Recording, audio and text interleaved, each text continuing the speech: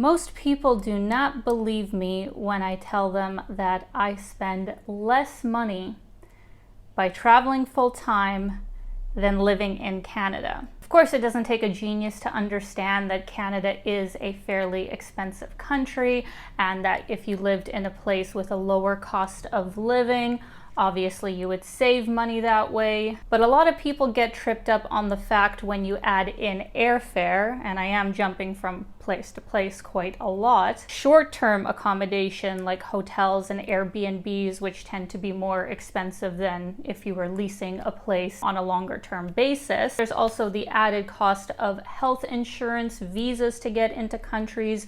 Usually you're eating out a lot more instead of buying groceries. So there does tend to be a lot more costs with travel than there is moving to a new country. So in today's video, I wanted to go over with you guys my average monthly budget. Of course, it's going to slightly range from month to month and depending on the destination that I'm in. Some are more expensive than others. But since I have been doing this full time for about 5 years now, I do have an approximate budget daily, weekly, and monthly that I try and stick to just make sure that, you know, I'm covering all of my expenses, I'm putting money in savings, and I'm also putting money away for taxes because I still am a Canadian tax resident. Also keep in mind that this is in Canadian dollars because we are comparing it to life in Canada, so I will have the USD equivalent down below. So let's begin with the biggest expense,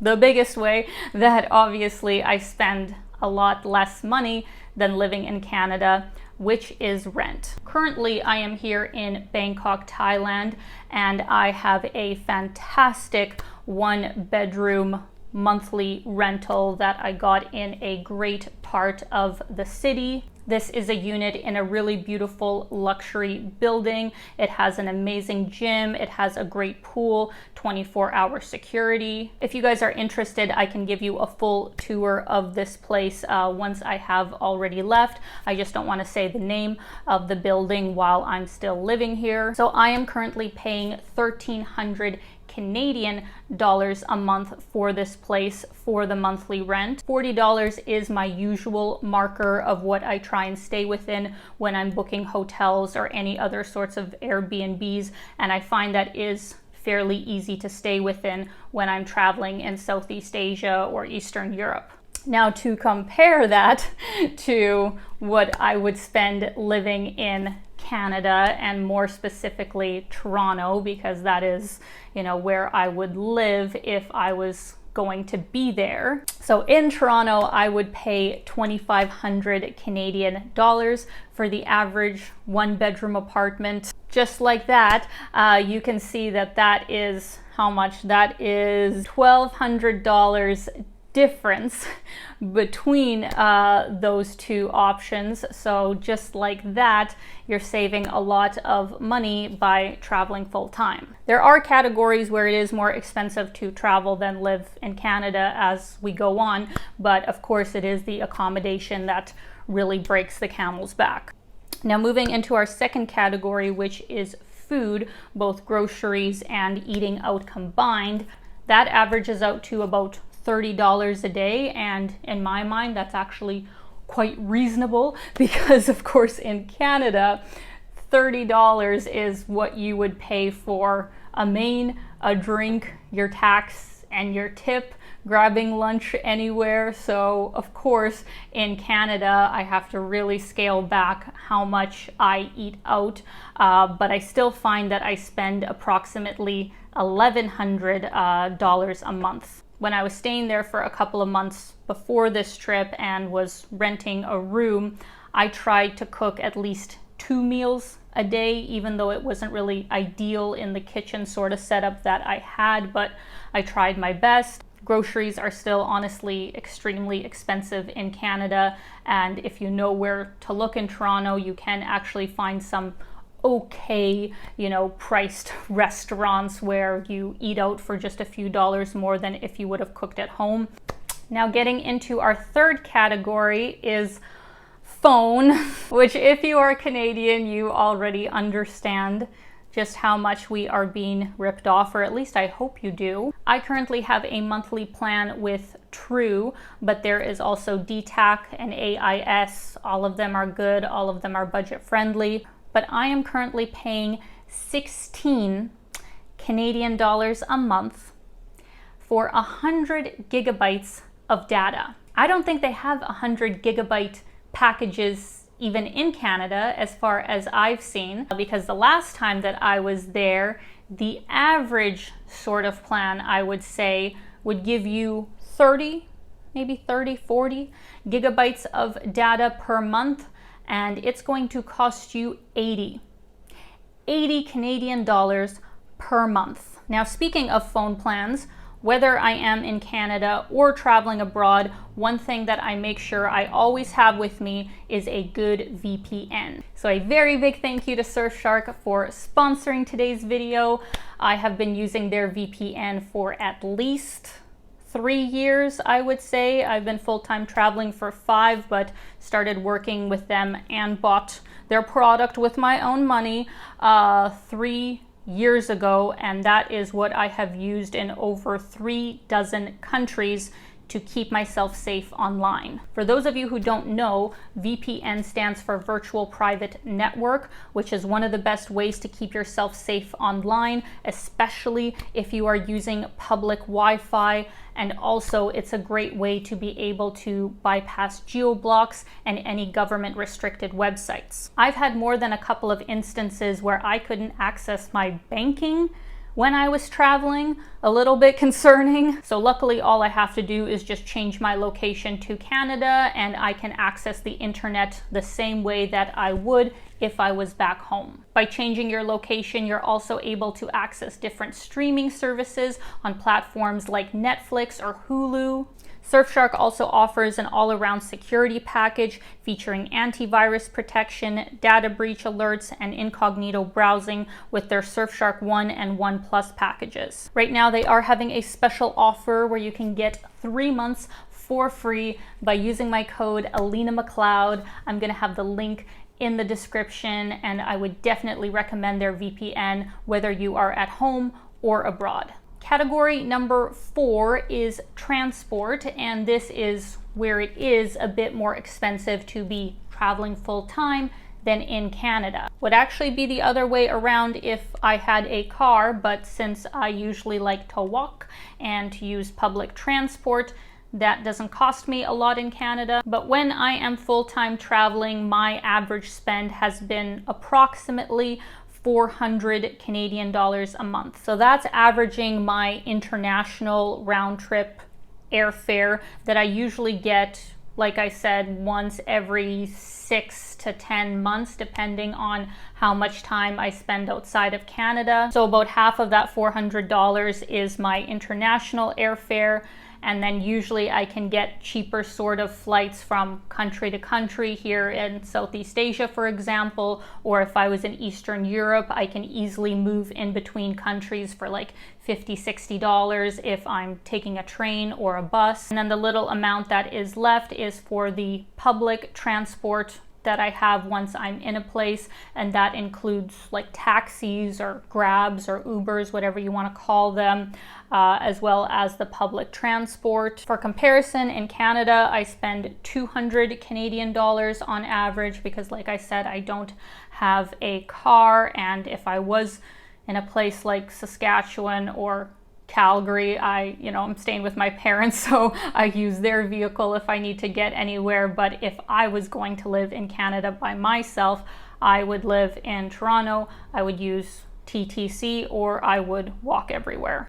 Moving into category number 5 is miscellaneous, because it's a little bit difficult to quantify from month to month how much I'm going to spend on clothes, beauty products, gifts, random knickknacks that I need, for traveling or anything else.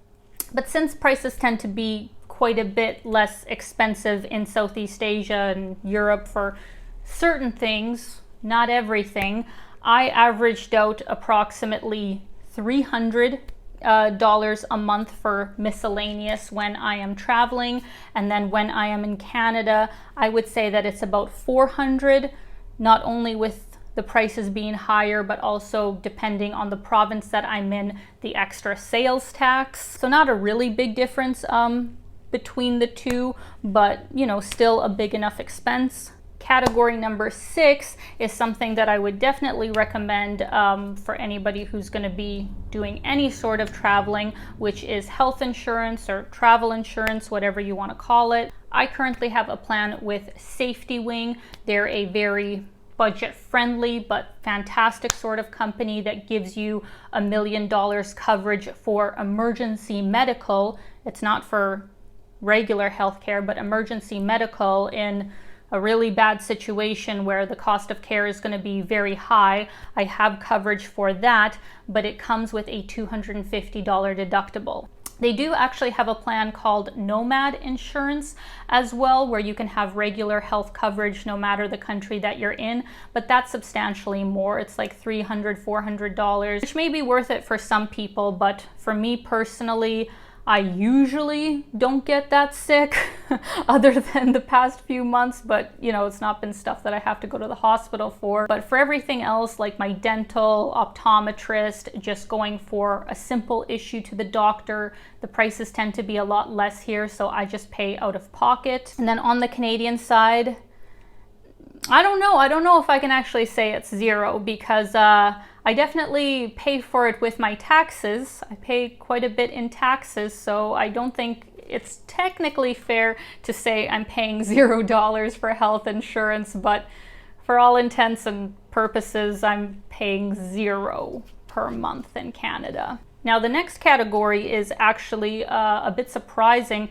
for my recent travels, where more or less every month I have spent an average of $80 a month for my visas. Because here in Southeast Asia, even though some countries will let you in visa-free, like Thailand, for example, that's only for 30 days. Because I wanted to stay here 2 months, I had to get an additional visa for that, and that cost approximately $80. And when we went to Laos, for example, it was like 50 US, so like 70, 80 Canadian for that. So depending on the country that you're traveling to, you may also have the added cost of a visa. For the Canadian side, since I am a citizen, they should be letting me in for free, so that one is $0. And last category, last but not least, probably my favorite category, is self-care. Now, this is the reason that I love coming to Southeast Asia so much.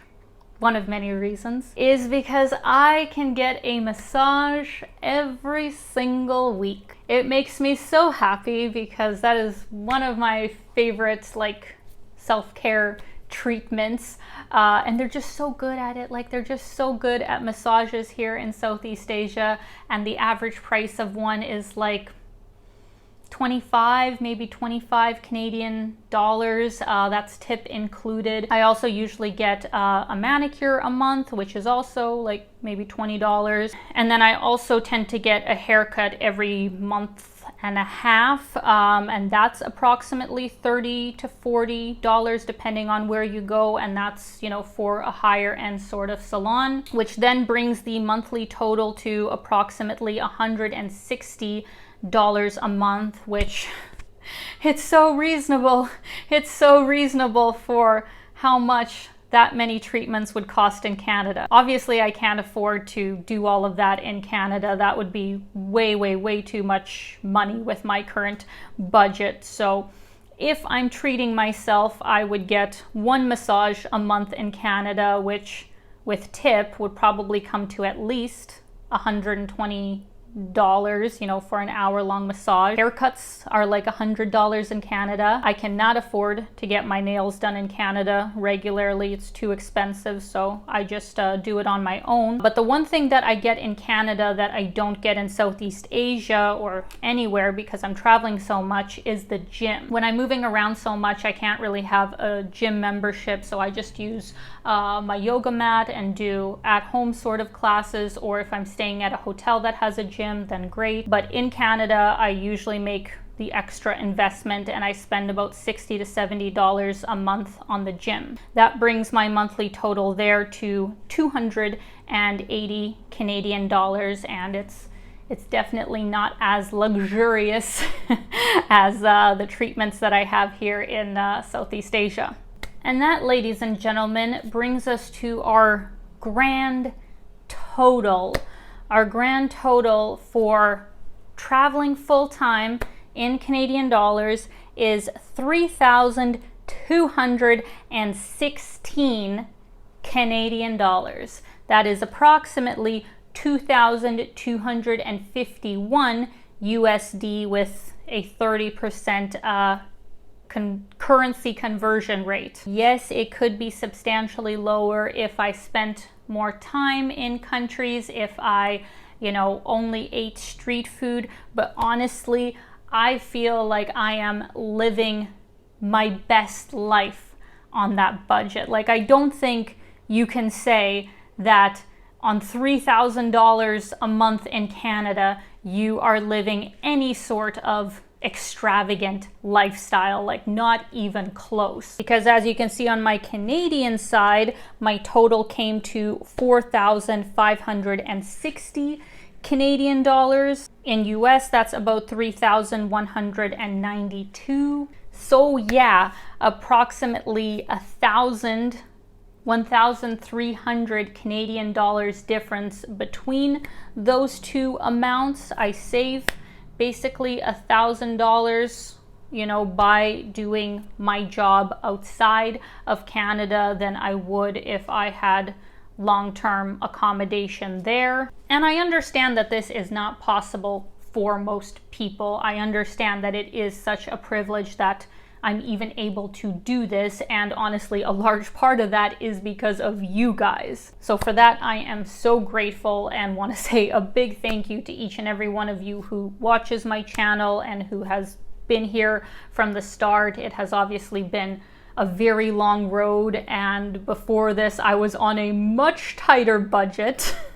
Some of you may remember where my monthly budget used to be about 1,500 Canadian dollars a month, which really only allowed me to stay in hostels, and I did have to eat at the cheapest places I could, and I was not able to get nice transport from place to place. Of course, I don't know if I'll be able to do YouTube forever and what the world situation is going to be like 5, 10, 20 years from now. But for the time being, when I have these options at my fingertips, when I do have the capability to travel the way I do now, I think it would be crazy to not make the most of it, especially when life in Canada is so challenging. But I hope you guys enjoyed this video. I hope you found it helpful or interesting. I know not everybody's probably gonna agree with my lifestyle choices or